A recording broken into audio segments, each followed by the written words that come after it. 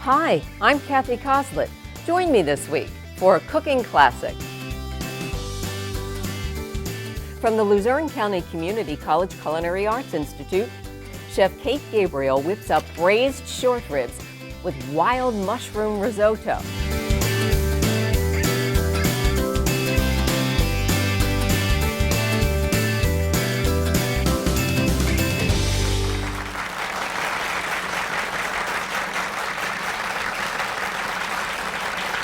Hello and welcome to Cooking Classic.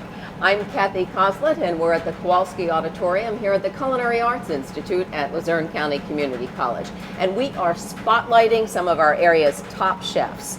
Our top chef today is Chef Kate Gabriel. Hello. Kate, I'm glad you're with us today. Thank you, glad to be here. Oh, thanks. And you know what? You probably already know Kate. You probably know her from her very own TV show, Cooking with Kate, at the Mohican Sun at Pocono Downs. Now, Kate, you have your own cooking show. You're here with us today, but there's a lot leading up to that, isn't there? Tell our audience a little bit about your culinary arts background. What got you here? Okay, well, basically, I'm actually a native of the area from Mountaintop, and went to Baltimore Culinary and traveled a bit. Came back home, started teaching at LCCC as an adjunct, and went on the road with Taste of Home. That's great. Came back off the road, and now I'm doing the show at Rustic Kitchen at Mohegan Sun, Pocono Downs. And these are the short ribs that we're using today. These are bone-in short ribs. It's a tough cut of meat, so you need to do specific things to it to make it nice and tender. All right, we're going to talk about those specific things to do to those short ribs when we return. So don't go away. Be right back.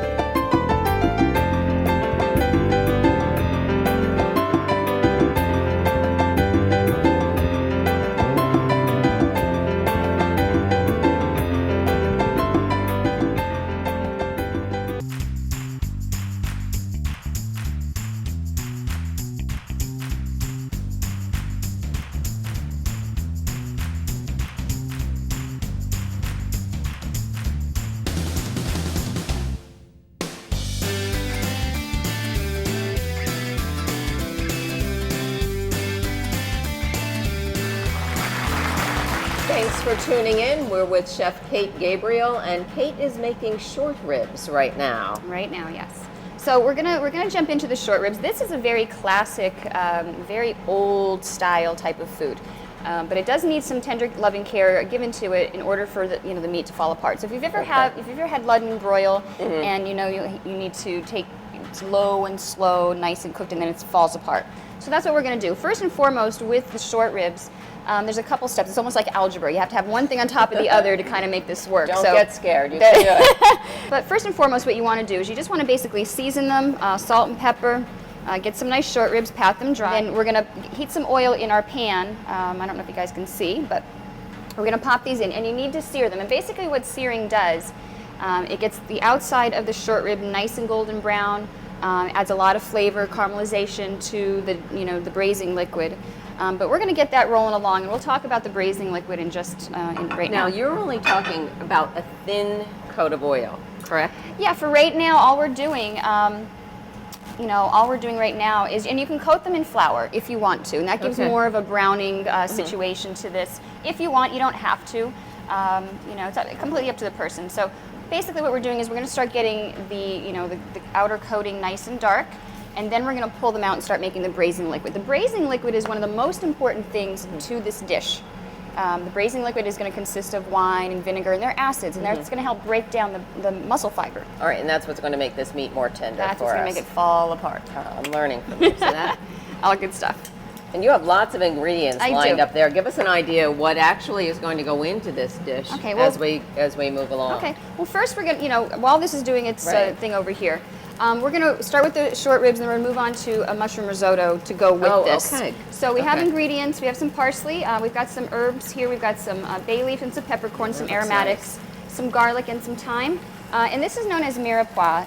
It's, it bases a lot of French cooking. So soup, stock, sauces, all that sort of stuff starts somewhere, and you need a lot of flavoring. So 50% onions, 25% carrots, 25% celery. That makes something known as a mirepoix. Over here, for part of the braising liquid, we also have a tomato paste, and that gives it a nice body. We have some wine. We've got white wine, red wine, some oil and vinegar, and some salt and pepper, and that's really basically it. But the two main ingredients that are going to help, break down the muscle fiber is going to be the vinegar and the wine. Okay. And we also have some beef stock over here as well. Now, braising, when you're braising something, it's not poaching. Poaching is submerging food into the liquid. And if you've ever had a poached egg, you pop it into the water and it does its thing. When you're braising something, you're only going to cover it about 75% of the way up. Okay. So you want a little bit of this poking out. So if we had 12 of these, we would need a little bit more liquid in there, to do that. So, but we only have a couple here today. We already have some cooking in the oven, so you're going to see those in a few. And you're turning on all sides. You're not just doing top and bottom. She's rotating this all the way through. We're going to do all the way around, and this is the most important part. So we're going to pull these out, and then we're going to start working on our braising liquid. So you can see, if you can see how nicely it's starting to get caramelized. They look beautiful. Yeah, so they're doing their thing. So this is the most critical time. This is the only time that it's going to be able to get brown. Okay, so once you submerge it into the braising liquid, it's not going to get brown in there. Lots of flavor, but not getting brown. Now, next up, what we need to do, I'm putting a little bit more oil in here. And you might want to stand back a little bit so it gets splashed there. We're going to start working on our mirepoix, and you want to saute them until they're nicely, nice and soft and tender. Put our carrots in. So they can all go in together. You don't have to do onions first. Oh, no, carrots not at all. Everybody's in the pot at the same time. Everybody jumps in the pool together. There you go. And a little bit of oil, about a tablespoon maybe in there? A little more. I'm not a measurer. Okay, yeah. Except when I bake, Baking is more of an exact science. But, when you're cooking, you just kind of, throw everybody into the pool there. And while that's doing that, we're going to talk about the tomato paste. We're going to add our tomato paste to the very dead center of our pan here. What we're going to do is we're just going to basically caramelize the tomato paste, and that adds another level of sweetness. And this is also another acid in here. So this is also going to help, create that muscle fiber breakdown. So that's doing well. We got a little bit of nice. Yeah, and if you can see on the bottom, all that little sticky stuff right there. We're going to deglaze the pan in just a minute. So is that where most of your flavor, or a lot of your flavor, is really coming from? A lot of it does. A lot of it does. We're going to smash up some garlic, and if you notice, I'm not chopping it. Why is that? Because you don't need to, unless you really want to. But I'm just kind of opening up the clove and popping it in. Is that true with lots of things that people make, that they don't really need to stand there chopping up all that garlic? They can get the flavor out of it this way? Or? It depends. But one of the reasons why I'm not chopping it finely is because it has a tendency to burn quicker. Okay. All right. Now, do people have to buy a particular wine for cooking, or can they grab a bottle off their shelf? The most important thing about the wine is to make sure it's something that you like to drink. Okay. But the alcohol is going to burn off, the flavor is not. So that's what I was just going to say. So the wine you put in there is the wine you're going to taste throughout your food. Yes. So we're going to put a nice, amount of that in there. I'm going to put in some vinegar. And you don't have to do a whole lot. Maybe like a quarter cup or so. And then I'm going to add in some beef stock. Okay. So we have that in there. We're going to add in some bay leaves and some peppercorns. So we're just going to put in maybe 2 cups or so of beef stock. You can make it yourself. I recommend when you go to the grocery store, if you're buying it, to get the unsalted. Okay. Simply because some of them are very heavily salted. That's a good point. I really didn't think of that before, but it really would change what you were doing. The flavor of your own recipe. Right, and you can adjust the flavorings, as you go along. Okay, so that's doing pretty well. We're going to put in some thyme sprigs, and then we're going to add our short ribs back in. Okay, now you have thyme sprigs. Yes. If someone doesn't have sprigs, they can use dried? Yeah, they can use dried, and and again. What's the ratio to that? Or is it just taste again? Again, it's person's individual taste. Maybe a teaspoon of fresh to maybe a quarter teaspoon of dry, because the dried is very pungent, it's very strong. Okay. Once you start adding the liquid and kind of revives it, it's gonna, the water is going to pull out all the flavor. Okay, now this may sound silly too, but you didn't go and take the actual leaves off. You just pop the whole thing in there. Whole thing in. So don't worry about doing that. Right, because later on, Pull that out. Yeah, later on what I would do with this is I would strain this and then I would cook it down and reduce it to make a sauce. Okay. So, the less you have to kind of play with in here. We've got peppercorns popping around, we've got, celery, onions, and carrots in there, and all that can be strained out to make a sauce. Why later. peppercorns as opposed to pepper? Just stronger, different flavor? Stronger, it adds, because it's boiling right now, and we're going to pop these little guys back in. Go ahead. The heat really extracts a lot of that flavor. Okay. So this is going to go into the oven. We're going to put our lid on. This is going to go in the oven in about 3 hours. So 350, nice and low and slow.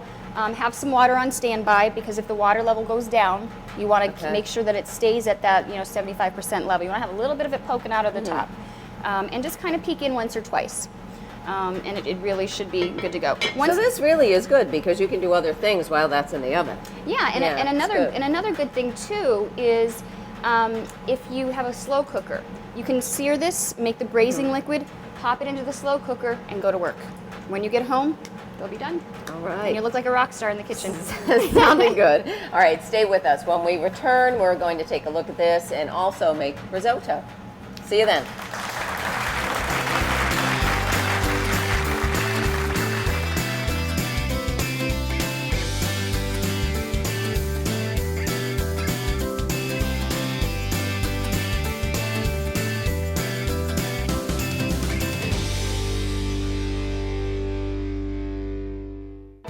Thinking of taking it to the next level? Make it happen! Luzerne County Community College offers a quality education at an affordable price. It's the best choice when you're trying to make something of yourself.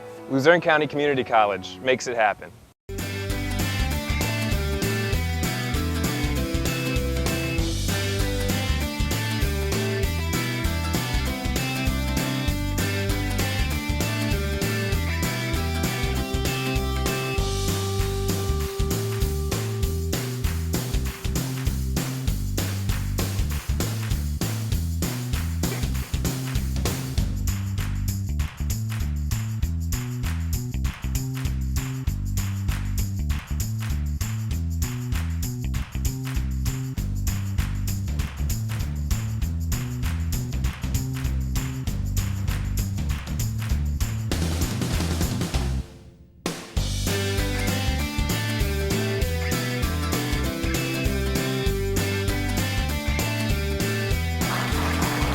I'm glad you stayed with us, because Kate Gabriel is about to make risotto. It's going to go along with those braised short ribs. So here we go. Okay.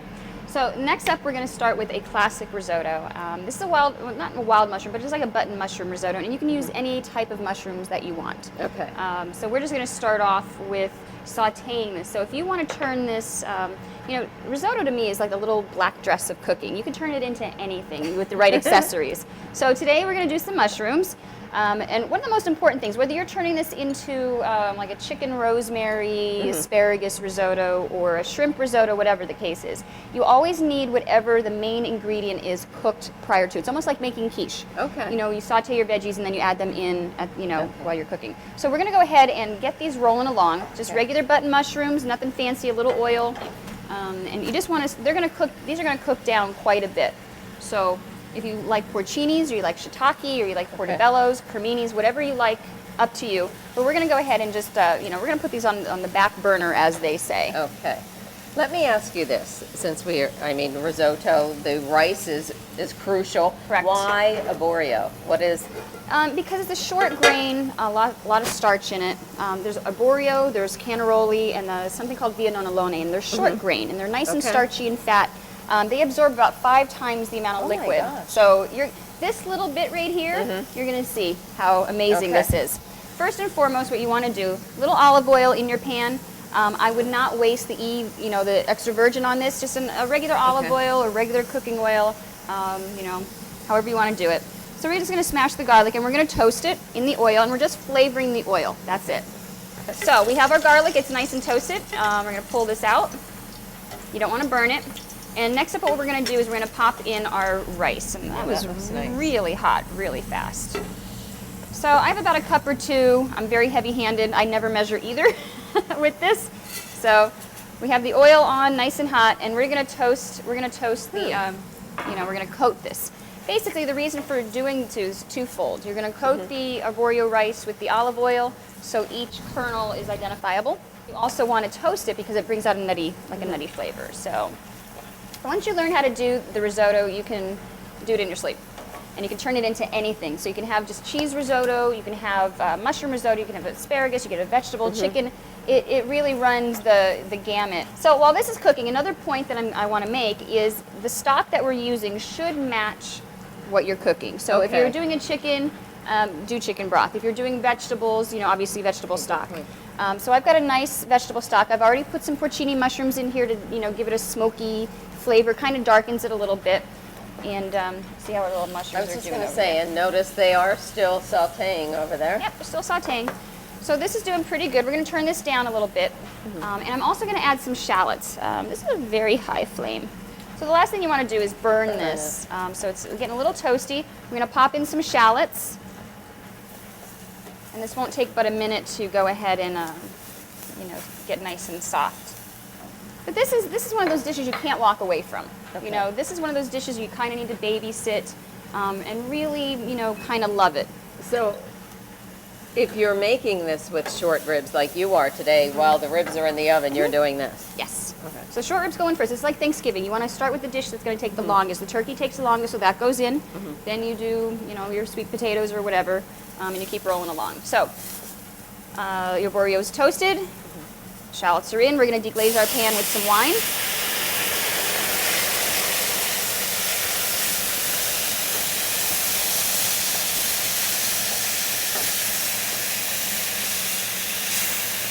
And you're going to wait till the wine absorbs into this. And then we're going to start popping in our stock, 1 or 2 cups at a time.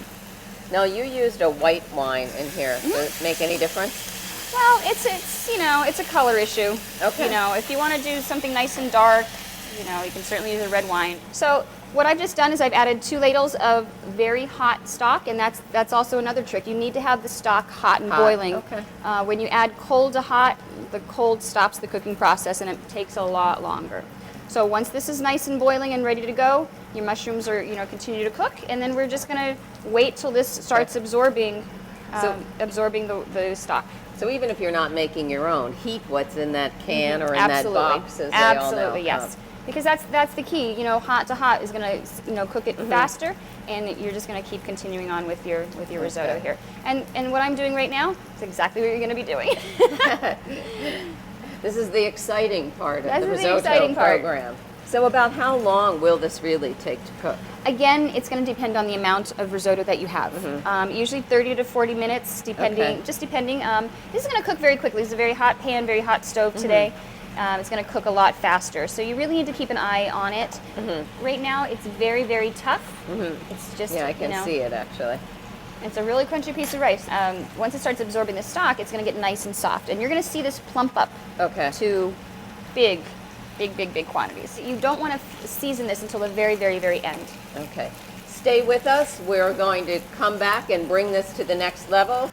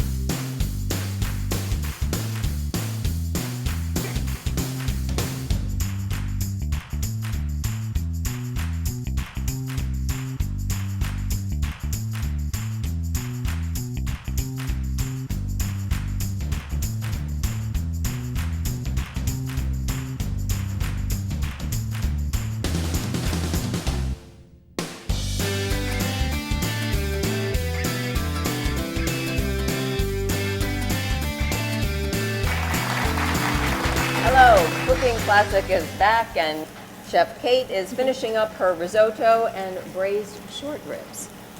So we're almost at the point of, getting our short ribs out of the oven, and the risotto's almost done. And if you could see, just from that little time that's gone by, this has plumped up quite a bit, hasn't it? Yeah, it really has. There's a big difference. Right. So from the little tiny grains of arborio to this nice big plump arborio rice. So almost done. I'm going to take a little test and see how this tastes, texture-wise, not flavor-wise. So what are you looking for in terms of texture with Well, this? everybody likes, different textures and, softness of their rice. So It's actually perfect. sort of Yeah. figure that. We're going to pull this actually off the heat now with my expert measuring skills. Hear that? Her expert measuring skills. Yeah, Pinch not- of this, pinch that. Pinch of this, pinch of that. Throw in some parsley. Now, mascarpone is it's almost like an Italian cream cheese. So this is where the creaminess comes from. It comes from adding the cheese and the mascarpone, and then we're going to fold in our mushrooms. And I'm also going to do one other thing. I'm going to add in the rest of my thyme here. Remember that garlic we pulled out a little earlier? Yes. I'm going to fold that back in. So now you're going to chop it. Yeah, so Because now you don't want people getting that whole garlic clove. Right. So if you want to, add that back in, you don't have to add it back in, but, if you're going to make garlic bread or whatever the case is, you can certainly use it for that. So that looks pretty good, don't you think? I think it looks wonderful, actually. All right, perfect. Let's give it a little Here we shot. go. You tell me what you think. All right. This is incredible. It really is. And Too bad you can't taste it right now. I Smell guess of you'll vision. have to make it. I'm going to add a little bit of pepper. I don't think it needs any salt because No, of the cheese. I don't think so either. It's Add great. a little pepper in there, and this is good. And now we're going to pull out our short ribs from the Okay. oven, nice and hot. 2 to 3 hours later on the short ribs, remember. Here, I'll get this for you. Thank you. Oh yeah. Yeah, that looks nice. When these are finished cooking, you can go ahead and make this, take the sauce and reduce it, strain it out, make a thicker sauce out of this, or save it for another time. Wait until you see these. This is nice. I think you've been doing this for a while. A little bit. Yeah. And you can do as many or as little as you want. So this is a nice hefty meal. That's absolutely beautiful, and trust me, it tastes delicious. All right, bye-bye. And don't forget to tune in again to Cooking Classic. See you soon.